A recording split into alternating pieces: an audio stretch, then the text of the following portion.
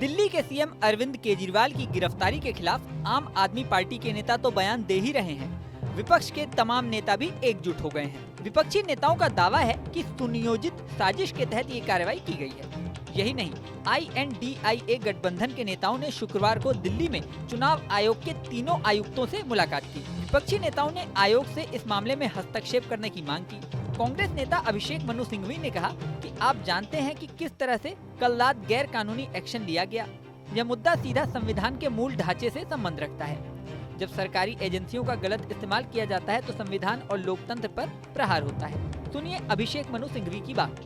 आप देख रहे हैं कि कितनी विभिन्न पार्टियों द्वारा ये डेलीगेशन गया है चुनाव आयोग।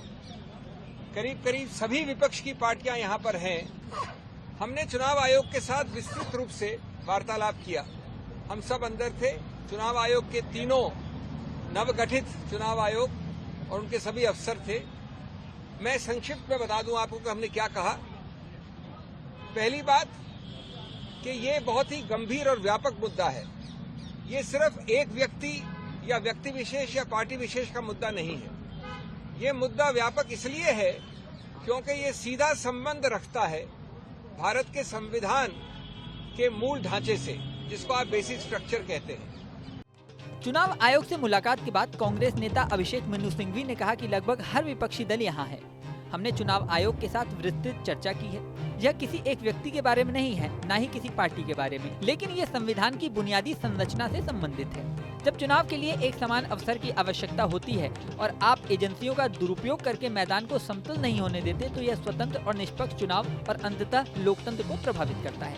INDIA गठबंधन के प्रतिनिधिमंडल में कांग्रेस के केसी वेणुगोपाल, अभिषेक मनु सिंघवी, TMC के डेरेक ओब्रायन, मोहम्मद नदीमुल हक, CPI-M से सीताराम येचुरी, आम आदमी पार्टी के संदीप पाठक और पंकज गुप्ता, NCP शरद पवार गुट से जितेंद्र आव्हाड और समाजवादी पार्टी के सांसद जावेद अली शामिल थे।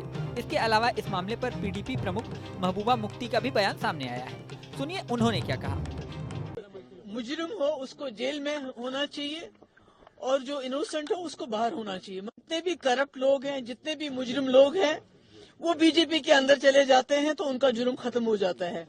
जितने भी इनोसेंट लोग हैं, जो भी मासूम लोग हैं, जैसे केजरीवाल हैं या उससे पहले हेमंत सोरेन साहब या जितने भी ऑपोजिशन के लीडर हैं, वो सब इनोसेंट है। उसका सबसे बड़ा सबूत है जो भी बीजेपी में नहीं जाता है और जेल चला जाता है वो इनोसेंट है। और इस वक्त जो केजरीवाल जी के साथ हो गया वो मुझे लगता है जो ये 400 पार की बात करते रहते हैं, असल में मुझे लगता है ये 200 सीट तक भी नहीं पहुंचेंगे। बता दें कि दिल्ली के सीएम अरविंद केजरीवाल को शराब घोटाले मामले में ईडी ने गुरुवार शाम गिरफ्तार कर लिया था। चुनाव से पहले हुई इस गिरफ्तारी पर सियासत गरमाई हुई है। इस वीडियो में फिलहाल इतना ही। बने रहें न्यूज नेशन के डिजिटल प्लेटफॉर्म पर।